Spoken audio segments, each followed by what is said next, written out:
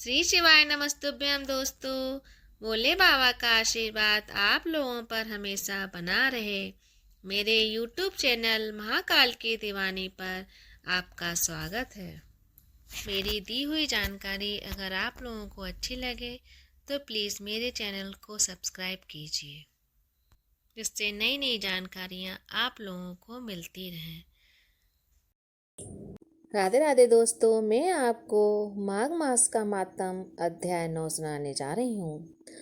यमदूत कहने लगे, माध्याह्न के समय आया अतिथि, मूर्ख, पंडित, वेद पाठी या पापी कोई भी हो, ब्रह्म के समान है। जो रात्रि के थके हुए भूखे ब्राह्मण को अन्न जल देता है।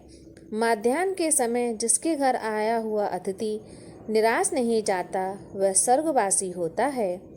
अतिथि बराबर कोई धन संपत्ति तथा हित नहीं है। बहुत से राजा और मुनि अतिथि संस्कार से ब्रह्मलोक को प्राप्त हुए।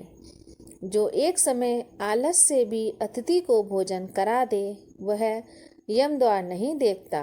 केसरी ध्वज से वैभवस्तव देव ने कहा था कि जो कोई इस कर्म भूमि मृत्यु लोक से स्वर्ग लोक जाने की इच्छा रखता हो, वह अन्न का दान करे। दूत कहता है कि यमराज कहते हैं, अन्न के बराबर दूसरा कोई दान नहीं है।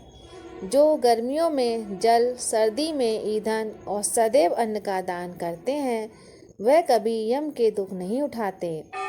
जो अपने किए हुए पापों का प्रायश्चित करता है, वह नरक को नहीं देखता, और प्रायश्चित न करने वाला मनुष्य नरक में जाता है। जो काया, वाचा और मन से किए हुए पापों का प्रायश्चित करता है, वह देव और गंधर्वों से शोभित स्वर्गलोक को प्राप्त होता है। जो नित्य ही व्रत, तप, तीर्थ करते हैं और जितेंद्रिय हैं, वह भयंकर यम को नहीं देखते हैं।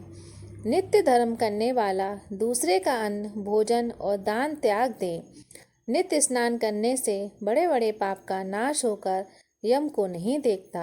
बिना स्नान पवित्रता कैसे हो सकती है? जो मनुष्य पर्व के समय चलते जल में स्नान करते हैं, वह बुरी योनि को नहीं पाते, न ही नरक में जाते हैं। माघ मास में प्रातः स्नान करने वाले मनुष्यों को नियम पूर्वक तिल, पात्र और तिल कमल का दान करना चाहिए। यमदूत कहते हैं कि विकुंडल, पृथ्वी, सोना, गो आदि परम दान करने वाला स्वर्ग से नहीं लौटता। बुद्धिमान पुण्यतिथि, व्यक्तिपात, संक्रांति आदि को थोड़ा सा दान करने से भी बुरी गति को नहीं प्राप्त होता।